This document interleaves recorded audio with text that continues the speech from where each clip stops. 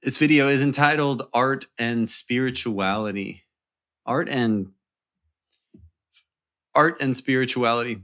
So, if you are an artist, if you are creative, if you are a spiritually interested or aware person, this video is for you.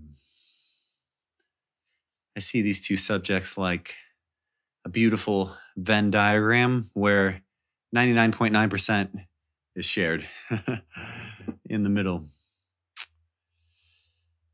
And even if you don't consider yourself a normal artist, I really believe everyone is an artist because our art is our life experience. We each craft our life experience here on earth, these bodies, our jobs, the way we show up in service, the way we communicate with others. It is all our creation and our creativity. And so I always think of the extreme example of someone who does spreadsheets. It's very analytical thinker. That is still their creation, that experience. So whether we're athletes or anything, you get the point. We're all artists. And if our life is an artistic and creative experience, and we're living in conjunction with a whole lot of other people in this world who are all doing the same, simultaneously, we're all stepping into the unknown together. There really isn't anyone on this planet who fully knows completely what is going to happen next. Yet, there are those who have a pretty good idea, or at least know the essence of what they are creating next and what is to come. And they've figured out how to do that consistently and repeatedly. And these are often the people we see and we admire as being either incredibly lucky or very successful or very powerful. It's because they have found themselves in a trajectory and a pattern that is unwavering. I think a great example of this,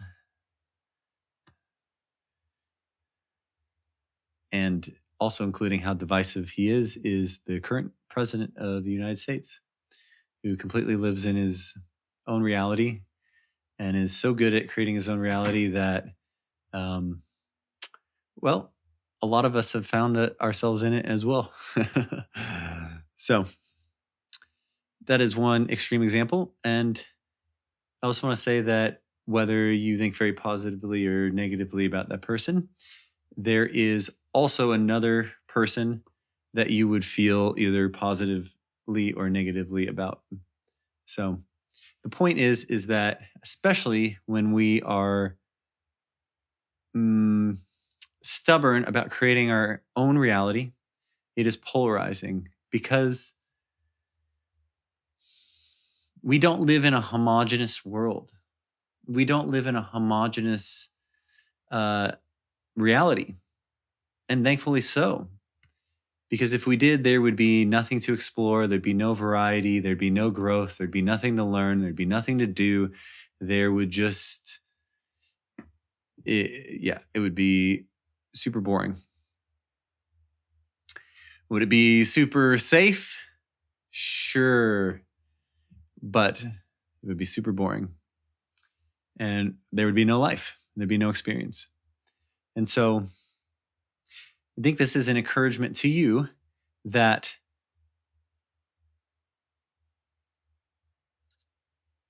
to give you permission that the more authentic you become, the louder you become in yourself, in the character you choose to play, the more potentially polarizing that will be.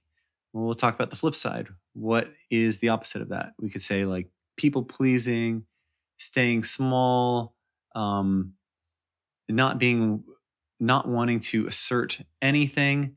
And I want to say this is a completely viable experience. And there's many, um, there's many degrees in between. And because we live in a place of great variety, all of those hold its equal value. It just so happens that my interest personally, and hopefully yours as well, if you're watching this, is in the journey of uh, transitioning from the latter, which is being small, being less authentic, um, to trying to and trying to please everyone or make everyone happy, or completely living based on the principles and the beliefs of what you think other people will think about you is true, and just trying to do the right thing, and transitioning to a louder, more expressive, and intentionally not to push people's buttons, but intentionally authentic, therefore by default more polarizing human, because ultimately there's a core belief behind that that's actually what's best for the world, and that's what makes the world more interesting. So authenticity is the key. And how do we decide if we're being authentic? Well, I think Jacob Collier said this really well. He talks about, because I feel like he's the king of authenticity, and he's such a shining example of someone who is doing that fully and completely and is completely comfortable being himself. He talks about this often, and even he is polarizing, believe it or not. Someone who literally just makes music and follows their joy and makes what he wants. You can read YouTube comment sections of people just crapping all over him and saying how it's the worst thing ever, and still polarizing, even though he's clearly not hurting anyone. He's actually just spreading his light. So he's such a great example. And he said, he gave like the metaphor or the anecdote about, when you're choosing something off a menu, your meal, it's like, oh, I like that. Oh, I want that. Or when you try food, you know immediately, oh, I like that. I don't like that. So that simple formula can be extended to everything in our lives. What you like in a partner, or what you like in a career, or what you like in how you spend your time, or literally what you want to do that day. And so this is an exercise I have been following for about 5 years, and I've basically been calling it living by intuition, which is, what is my highest excitement? What is my highest joy for myself and my heart in any decision I can make in that moment, and trying to follow it time after time after time. And it's led me on this beautiful, synchronistic, magical journey that I've learned so much. I've learned how I'm completely supported even when I take one leap of faith after another, after another, after another. And therefore, like, my big goals and my big dreams and all that, I now feel like they're completely accessible. And I am so enjoying the path and watching their unfolding right now, and getting to share that journey with you. And this has all been a product of deciding what I really like. And for me, it was my going on this epic spiritual journey and really circling back around to who I was before it started. And that was that I was a musician, I was a singer, I was a songwriter.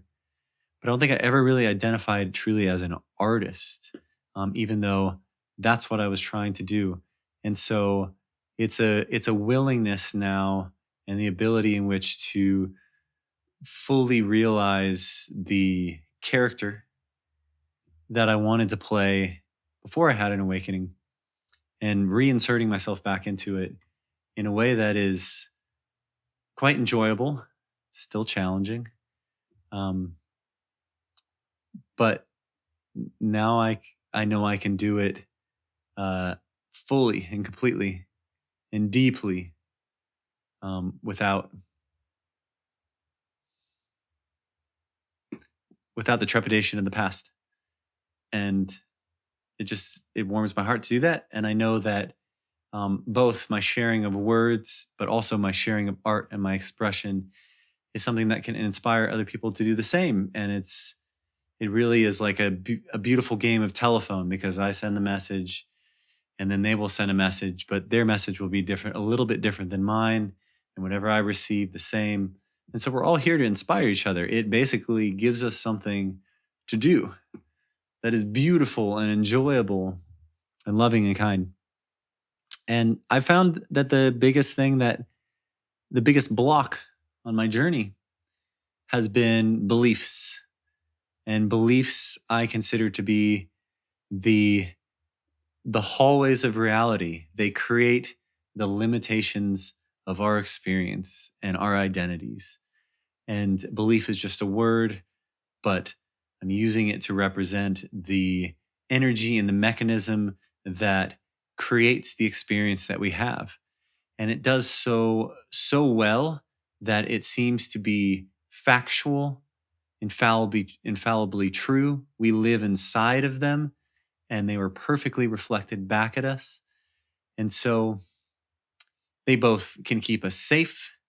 They can bring us wonder. They give us the ability in which to have an experience at all. And also, they can um, they can create repetitive patterns that are unpleasant and against what we know we truly want. They can keep us stuck. They can keep us small. They can keep us from truly being who we want to be in this lifetime. Um, and I say it this way because it's not really us. They're characters, they're traits that they're programs that we have downloaded and taken on. And a lot of times we take them on unknowingly because we come into a world where there's so much going on, and each of us has our own sort of unique entrance into it. And we are told things, and we are either told things verbally or through energy and body language or through experience, and then we believe them to be true. And a lot of times we can have one experience, or someone can tell us something, or we can even see something in passing and not even consciously be aware of it. And it assimilates into our our our being, our subconscious, our beneath the surface of what we are aware of, and yet we are still acting on it. A big part of this is fear and societal fear, and the way we treat each other when we don't feel safe, and how these patterns replicate and basically play themselves out automatically. That's why people road rage and are mean to each other and ultimately do horrible things like blow each other up. So, extreme example. So these beliefs that we take on and we just accept, the reason it's so powerful to understand them and know that they are there and be able to change them is because when we change them within us, our identity changes. And then in the coming days and months, and especially years, we we we walk into a different world. We become a different person. We have a different experience. Different experiences are reflected back at us. It is you choosing to take a left when you've only taken rights. So the scenery changes. Both you and the scenery changes. And the reason I'm so adamant about this is because after spending 20 years of just pure outside effort and grinding it out, even when things started to change and get good, it's like I would get more stressed and I wouldn't be able to handle it. And also, when good things would come into my life, I would kind of get flung off and I would just bounce off of them. So there was some sort of underlying, like, undeserving, not feeling deserving of it. And so this is something that I have changed in myself. And if things like that ever come up, I don't feel permanently powerless. I can go in and change the reflection in myself and then take action from a new place and new perspective. So fundamentally, what you believe is a controlling mechanism that locks you into an identity and experience. And when you learn how to go into the body and change it, talk about ultimate artistic and creative control over your experience. Say, I want to play this character. Okay. Are there any beliefs or anything in my body that goes, ugh, I'm not him or her yet? Okay, then we find out what those are. And then we find the stories beneath them and beneath them and beneath them. We find the really core place, and we see it and we shift it within ourselves. So I actually developed a process called belief breakthrough. I'm going to drop it I'm going to drop it in the description right there. If you want to click on it, and this will teach you step by step how to go in, find the beliefs, and shift them. Basically, created a whole system and mechanism to make this as efficient and easy as possible, so that you don't have to spend 20 years like I did, wasting your time, putting out effort and grinding it out and have crap results. So this is what I want for you in your life experience. And to finish up here, I want you to think about, just close your eyes and take a few breaths. Breathe in and out. Just do a little ceremony. In and out. Last one, in and out. And instead of thinking about what you want,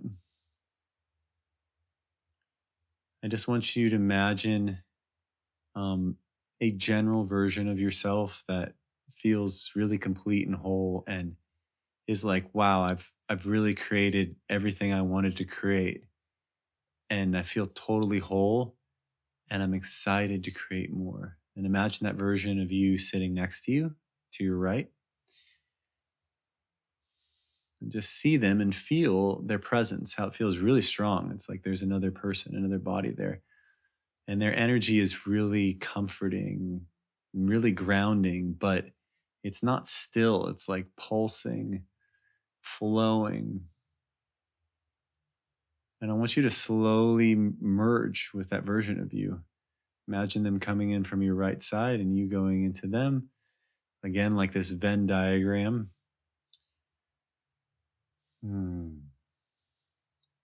All the way through, all the way, filling up all the way to the center of the body, to the left of the body. Boom, until you're right in it. It is you. It's right in the center of you. And just ask your body and your cells and the energy and everything, this future version of you, I am her, I am him. That's me. And you're going to ask the cells of your body just to hold this pattern and be programmed with this energy and automatically sustain this energy from now on without your attention.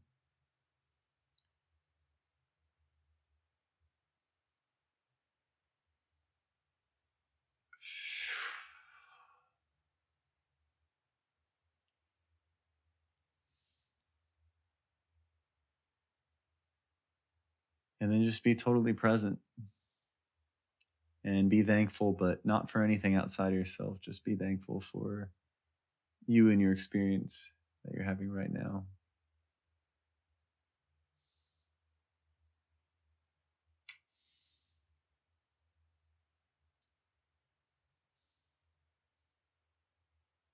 And put one hand on the stomach, one hand on the heart, and just say, thank you, thank you, thank you.